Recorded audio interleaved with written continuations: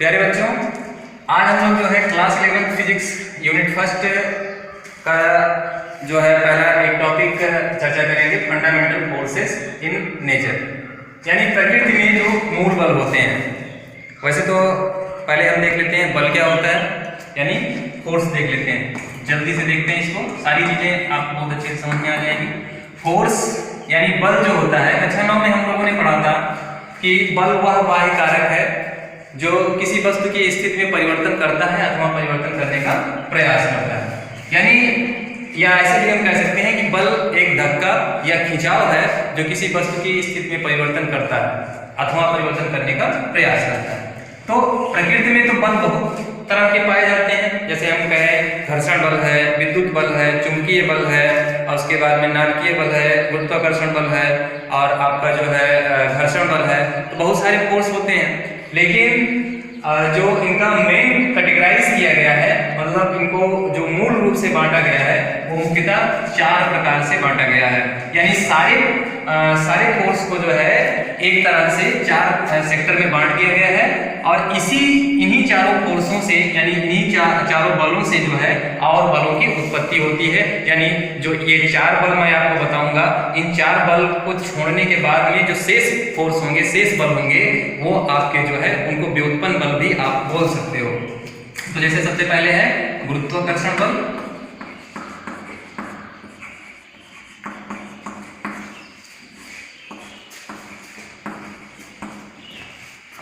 यानी gravitational force.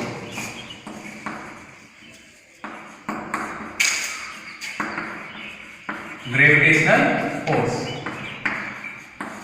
गुरुत्वाकर्षण बल क्या होता है? हम जानते हैं कि प्रत्येक वस्तु जो होती है उसमें द्रव्यमान होता है, उसमें भार होता है। यानी हम हवा जिसको देख नहीं पाते हैं उसमें भी द्रव्यमान होता है और भार होता है। और इन्हीं वस्तुओं में अगर द्रव्यमान है तो जितनी वस्तुएं होती हैं जिनमें द्रव्यमान होता है, उन सब में एक प्रकार का फोर्स काम करता है, एक प्रकार का अट्रैक्शन फोर्स काम करता है, आकर्षण बल कार्य करता है। और मान लीजिए कि उन्हीं में से अगर 2 पिंडों के बीच में जिनमें द्रव्यमान होता है, दो पिंड कैसे 2 पिंड देख लेते हैं। ये एक पिंड हमारे पास है, एक पिंड ये है। अब इन दोनों पिंडों का कुछ ना कुछ द्रव्यमान है, जैसे हम इसका कह दिए m1 है, इसका कह दिए m2 है। तो इन दोनों का जो द्रव्यमान है m1 और m2, इनके द्रव्यमान के कारण ये इसका द्रव्यमान m1 के कारण इसको अट्रैक्ट करेगा और ये m2 के कारण इसको अट्रैक्ट करेगा। यानी ये दोनों पिंड अपने द्रव्यमान के कारण एक दूसरे को अपनी तरफ खींचेंगे और ये जो फोर्स यहाँ पर काम करेगा वो अट्रैक्शन होगा। कभी भी जो ग्रेविटेशनल फोर्स होता है वो रिपल्सिव इन नेचर नहीं होता है, यानी ये प्रतिकर्षण की प्रकृति में नहीं होता है, ये कभी रिपल नहीं करता है, ये हमेशा अट्रैक्ट करता है, वस्तुओं को अपनी तरफ खींचता है। उन्हीं वस्तुओं को ये अपनी तरफ खींचेगा जिनमें द्रव्यमान होता है। जिनमें द्रव्यमान नहीं है वहां पर ये फोर्स बिल्कुल भी काम नहीं करेगा। मान लेते हैं अगर यही दो पिंड जो है, इनमें से अगर एक पिंड हो जाता है अर्थ यानी पृथ्वी, अगर दोनों पिंडों में से एक पिंड पृथ्वी हो जाए तो उस स्थिति में इनके बीच में जो फोर्स काम करेगा उसको हम कहेंगे गुरुत्वाकर्षण बल। तो गुरुत्वाकर्षण बल एक वीक फोर्स होता है, एक वीक फोर्स होता है। ये वीक फोर्स का मतलब है एक दुर्बल बल होता है। ये आपका जो गुरुत्वाकर्षण बल होता है एक दुर्बल बल होता है। इसके अलावा जो है दूसरा अगर हम देखें तो दूसरा है विद्युत चुंबकीय बल।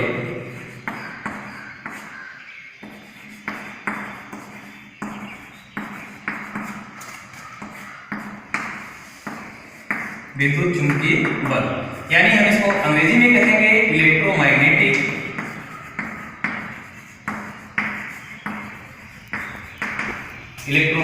फोर्स।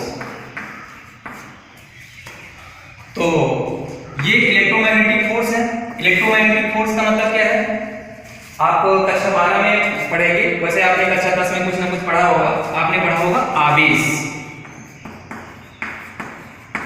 जिसको हम कहते हैं अंग्रेजी में चार्ज।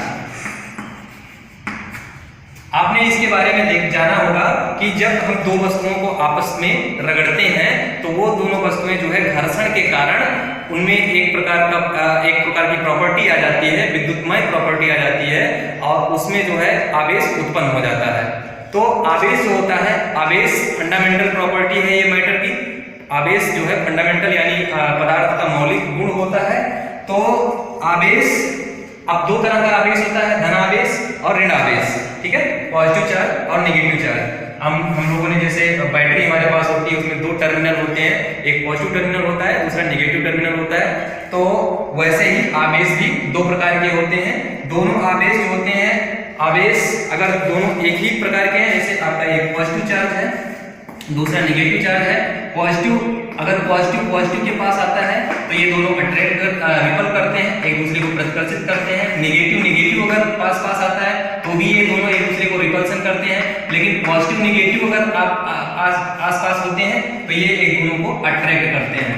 तो कहने का मतलब ये है कि जो विपरीत आवेश होते हैं वो एक दूसरे को रिपल करते हैं, विपरीत आवेश एक दूसरे को अट्रैक्ट करते हैं, सॉरी, और उसके बाद में जो सेम चार्ज होते हैं वो एक दूसरे को रिपल करते हैं यानी प्रतिकर्षित करते हैं। तो कहने का मतलब है कूलाम का नियम हम लोग कक्षा 12 में जो है अध्ययन करेंगे। वहां पर हम लोगों ने देखा, उसमें बताया गया है कि यदि दो आवेश होते हैं, दो आवेश मान लेते हैं हमारे पास दो आवेश है Q1 और Q2, तो इन दोनों आवेशों के बीच जो है जो फोर्स काम करेगा वो आपका जो है विद्युत चुंबकीय फोर्स होगा, विद्युत चुंबकीय बल होगा। और इसके मैग्नीट्यूड को हम इस तरह से फाइंड आउट कर सकते हैं, 1/4πε0 Q1 Q2 अपॉन r²। इसके बारे में हम लोग जो है कक्षा 12 में विस्तार से पढ़ेंगे। फिलहाल जो यहाँ पर ग्रेविटेशनल फोर्स था वो भी कुछ इसी तरह से होता है। उसके लिए सूत्र आपका होता है यह बराबर G times m1 m2 upon r²। जहां पर ये G क्या है, ये आपका ग्रेविटेशनल कांस्टेंट है यानी गुरुत्वाकर्षण का सापेक्षिक नियतांक है। और m1 और m2 दो पिंड है जिनके बीच में हमें फोर्स फाइंड आउट करना है, उनके मास है, उनके द्रव्यमान है। r क्या है, उन दोनों पिंडों के बीच की डिस्टेंस है यानी दूरी है। तो इस तरह से अगर हम दो पिंड हमारे पास हों तो वहां पर जो है गुरुत्वाकर्षण बल का मैग्नीट्यूड ज्ञात कर सकते हैं। हमें यहाँ पर हम इसको विस्तार से नहीं पढ़ रहे हैं, केवल बस यहाँ पर ये जान रहे हैं कि प्रकृति में मूल बल क्या क्या है। तो पहला हमने देखा गुरुत्वाकर्षण बल है, कैसे गुरुत्वाकर्षण बल कैसे क्या होता है उसके विषय में हमने थोड़ा सा यहाँ पे चर्चा कर लिया। सूत्र इस तरह से हम फाइंड आउट कर सकते हैं। विद्युत चुंबकीय बल जो होता है वो इस तरह से हम फाइंड आउट कर सकते हैं। इसके बारे में हम लोगों ने बात कर लिया। ये एक स्ट्रांग फोर्स होता है, ये हमने बताया कि ये दुर्बल बल होता है लेकिन ये स्ट्रांग फोर्स होता है, ठीक है। अब उसके बाद में तीसरा जो पॉइंट है, तीसरा जो पॉइंट हुआ हमारा है प्रबल नाभिकीय बल।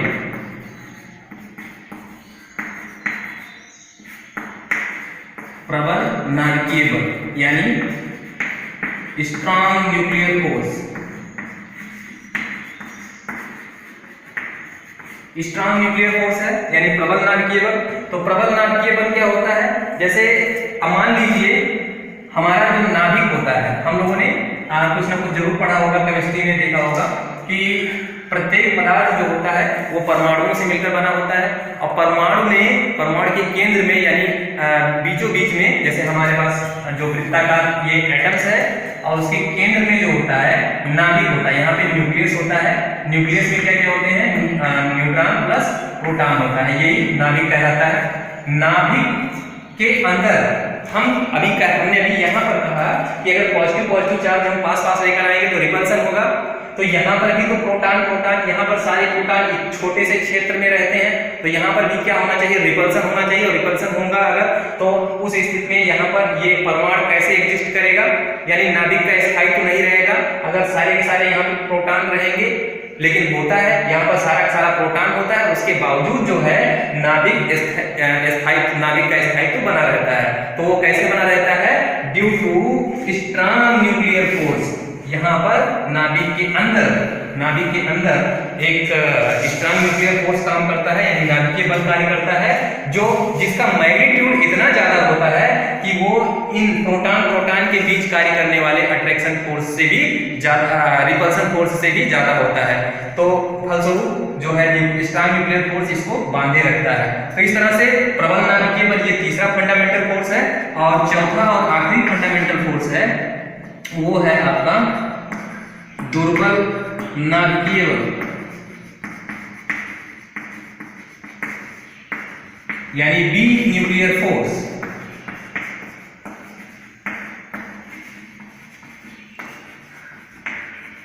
वीक न्यूक्लियर फोर्स, अब ये वीक न्यूक्लियर फोर्स क्या है, हम आगे की कक्षाओं में पढ़ेंगे कि क्या होता है कि रेडियो एक्टिव मटेरियल होते हैं, यानी जो है रेडियो सक्रिय पदार्थ होते हैं, प्रकृति में पाए जाते हैं, जिनका स्वतः विघटन होता रहता है, वो स्वतः ही क्षयित होते रहते हैं। उनका मतलब जैसे अभी आज उनकी मात्रा कुछ है और कल उनकी मात्रा कुछ और हो जाती है, मतलब वो लगातार घटते रहते हैं, उनका क्षय होता रहता है। कैसे क्षय होता रहता है? बिकॉज वहां पर जो है अल्फा बीटा और गामा किरणें निकलती रहती हैं। तो इसके बारे में आगे हम अगली कक्षाओं में पढ़ेंगे। फिलहाल मुझे लगता है कि थोड़ा बहुत आपको जानकारी इसके विषय में होगी, अल्फा बीटा गामा के विषय में। तो ये किरणें निकलती रहती हैं। तो ये वीक न्यूक्लियर फोर्स उस समय काम करता है जब कोई रेडियोएक्टिव मटेरियल के न्यूक्लियस से, हमेशा न्यूक्लियस से जो होता है, मतलब अल्फा बीटा या गामा किरणें जो निकलती हैं ये हमेशा न्यूक्लियस से निकलती हैं। तो जब कभी बीटा किरणें जो है, बीटा रेस जो है यहाँ से न्यूक्लियस से निकलता है, तो नाभिक यानी न्यूक्लियस और बीटा रे के बीच में, बीटा कण के बीच में ये फोर्स उस समय काम करता है, दुर्बल नाभिकीय बल। तो अगर हम कहें कि इनको अरेंज करना है, अब ये दोनों चीजें की सबसे खास बात मैं आपको बता देता हूं कि इनकी जो रेंज होती है, यानी जो सीमा होती है, ये बहुत लघुपरासी होती है। लघुपरासी का मतलब हो गया कि ये बहुत छोटे क्षेत्र में काम करते हैं, बहुत छोटे अति सूक्ष्म, इतने छोटे क्षेत्र में काम करते हैं कि वो क्षेत्र हमको दिखाई भी नहीं पड़ेगा। बात समझ में आया ना? तो इस तरह से ये बहुत लघुपरासी होते हैं। और ये तो आप जान ही रहे हैं कि ये दीर्घपरासी होता है। विद्युत बल भी कहीं ना कहीं ये मतलब लघु भी होता है और दीर्घ भी होता है, बिकॉज जैसा चार्ज की प्रॉपर्टी होगी, चार्ज की जैसी डेंसिटी होगी, उस हिसाब से वो काम करेगा। तो मुझे लगता है कि आप जो है ये सारी चीजें समझ गए होंगे। आज हम लोगों ने फंडामेंटल फोर्स के विषय में बात किया। प्रकृति में मुख्यतः 4 प्रकार के बल पाए जाते हैं। कौन कौन से हैं? गुरुत्वाकर्षण बल है, विद्युत चुंबकीय बल है, प्रबल नाभिकीय बल है और दुर्बल नाभिकीय बल है। ये प्रकृति में 4 प्रकार के बल पाए जाते हैं। यही मूल बल है, ये फंडामेंटल फोर्स है। इसके अलावा जो है और अगर कोई फोर्स है, जैसे आपका फ्रिक्शन फोर्स है यानी घर्षण बल है, तो वो सब आपका क्या हो जाता है, यहीं से उत्पन्न होता है। कहीं ना कहीं उसकी प्रॉपर्टी जो है वो इन्हीं में इंक्लूड होती है। तो आई होप आपको ये समझ में आया होगा।